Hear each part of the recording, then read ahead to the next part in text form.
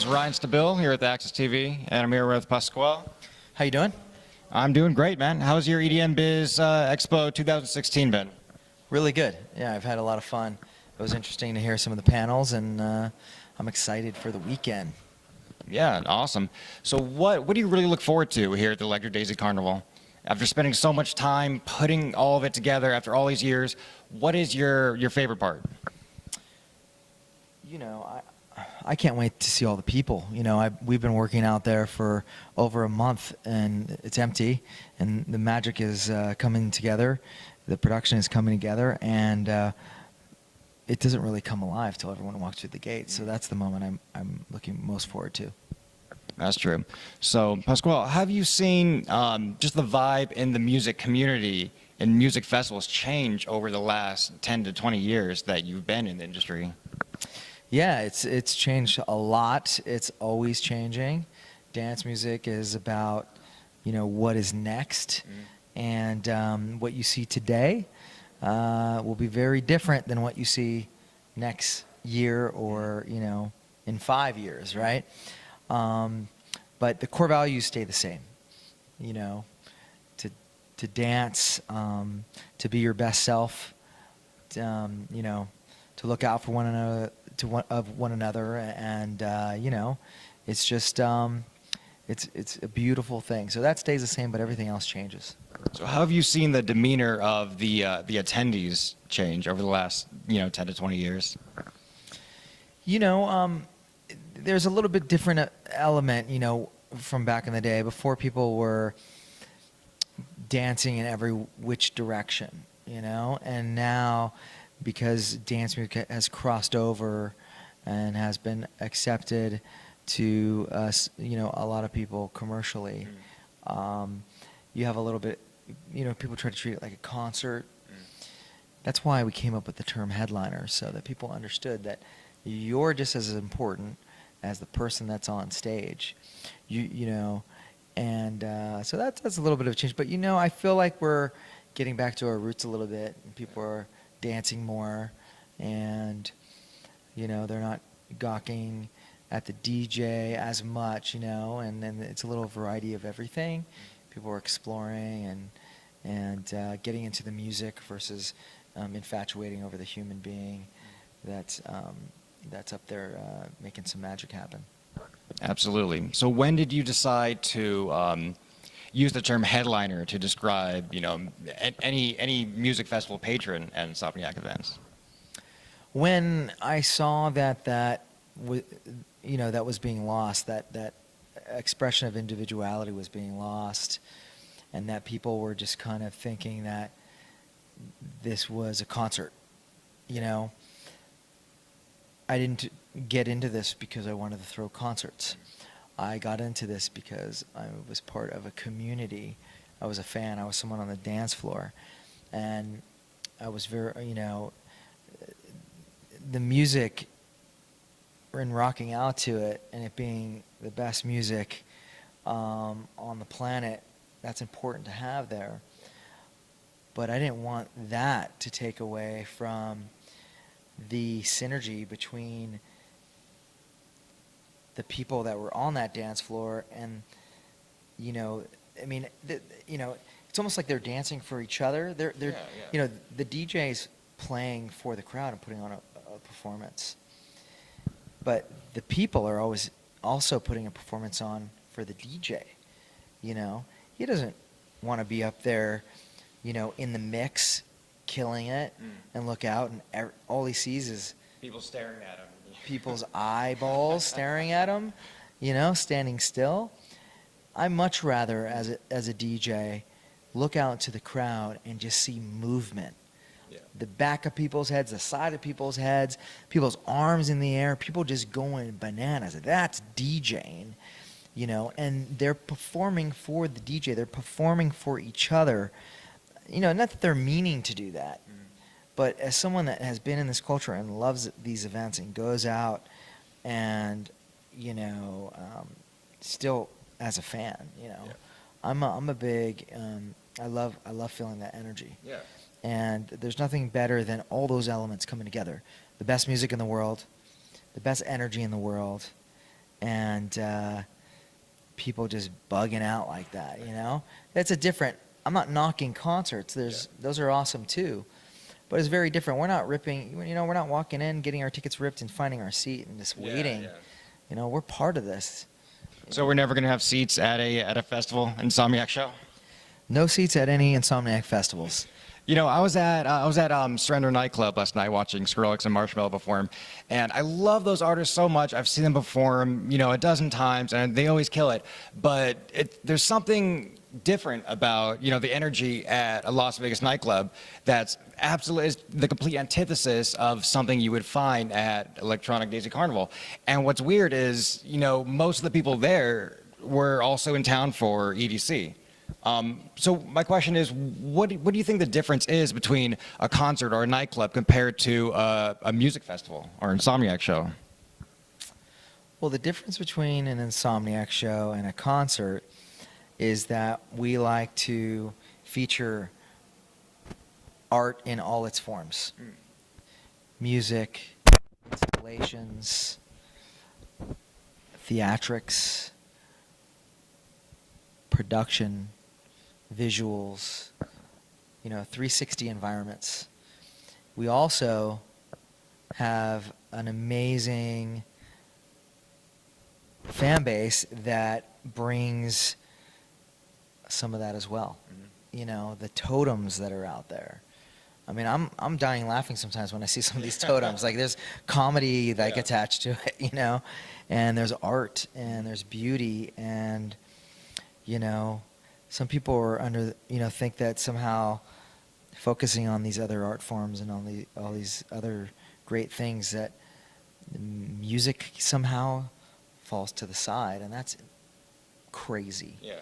Music is the soundtrack to every movement that's happening and everything that's going on, and we want it to be the best, you know, in the world. So, that's, you know, in a concert, you know, you're more of a spectator, you know, waiting to get entertained, and that's okay. Playing music at you.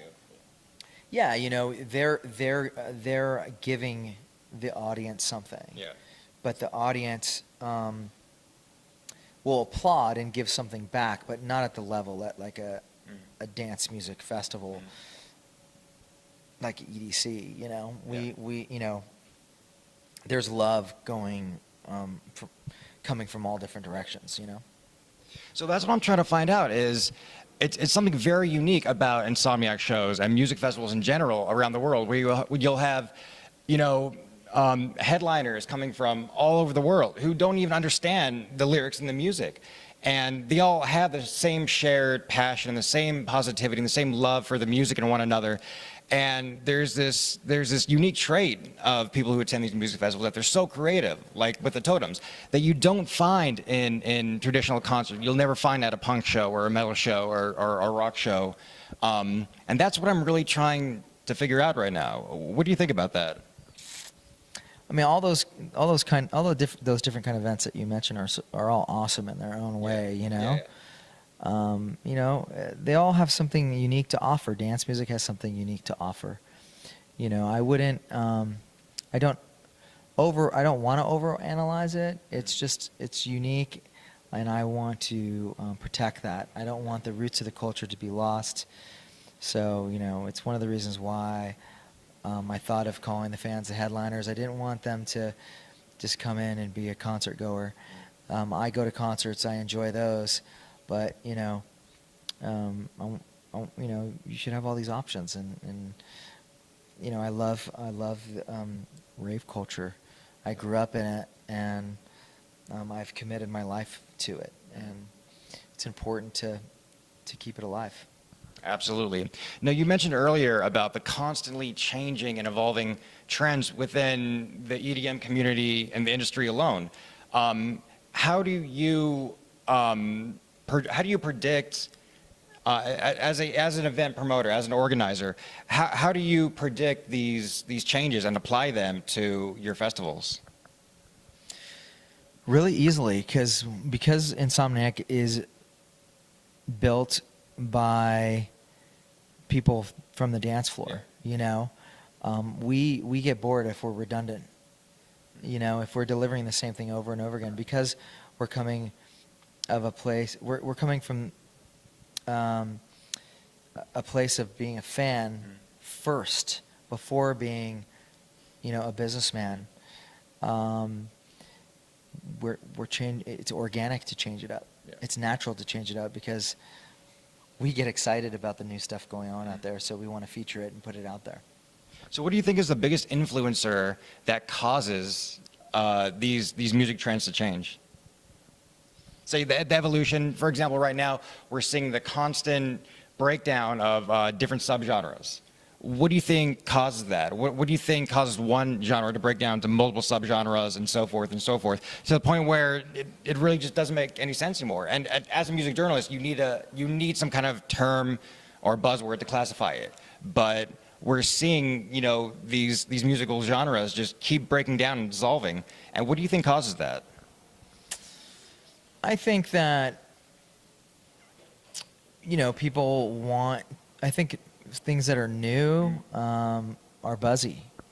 And people are always wanting to deliver something new. You have artists that want to create their own sound.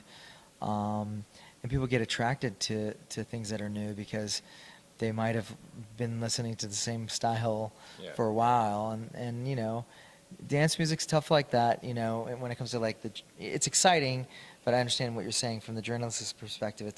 It's hard to kind of you need a word, but it's well, people have been using the word EDM. Some people call that a genre of music, but some people consider all the different dance music genres to be under the EDM umbrella. And it keeps things exciting, and it's hard to it's moving so fast, right? It's hard to always cover. It's hard for myself even to keep up.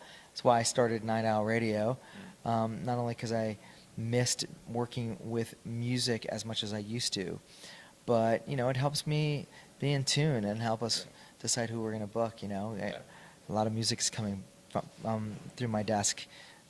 Sure. Right, and it's just it's an exciting time. I think the music right now, by the way, is some of the best music we've had in a while. Why is that? What makes the music right now, the best music compared to last year's EDC, for example?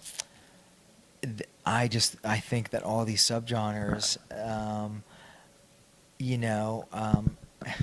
have created their own kind of scenes within the culture, and there's so much love for the certain sounds that when you go to these parties, the energy is like a 10.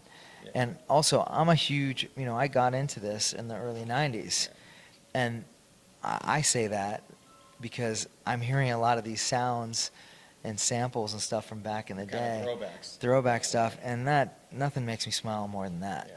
So, speaking from my perspective, I'm really liking what's happening in music right now. So do you have any routines that you do on a daily basis that help you, in your business, in your life, that you stick to, or that you would advise anyone to go about? I mean, family right now. And I've become a family man recently, and I have to make sure that I have some personal time. I never had that in my life. Insomniac and this culture was everything, and I had nothing else. And now I make sure that I make some time for myself and my family, and that's been something that's pretty new and in recent years, and it's improved my life tremendously. So I would recommend that anyone in the industry, do that as well. Focus on the family. That's right. Last question for you, Pasquale. Do you have any advice out there for anyone looking to do what you have done to build a successful, highly successful music production company? First, don't try doing it unless you're really passionate about it, because it's not easy. You're the only way you're going to survive. You have to love doing this, because it's not an easy road, and nothing's going to be handed to you. You're going to have to work for every single thing that you make happen for yourself. And you know, you don't need to start super big. You know, I didn't start big. People think that, you know, EDC was created overnight. My first event had 300 people at it. So don't be afraid to start at that level and build it up from there. And there's a lot, you learn a lot, you know, and the stakes aren't as high when you're starting, you know, a little bit more humbly. When your event has maybe 300 people as opposed to, you know, 300,000. Correct. That's right. All right, Pasquale, it's been a pleasure. Thank you very much for speaking with me. Thank you. Thanks for the time.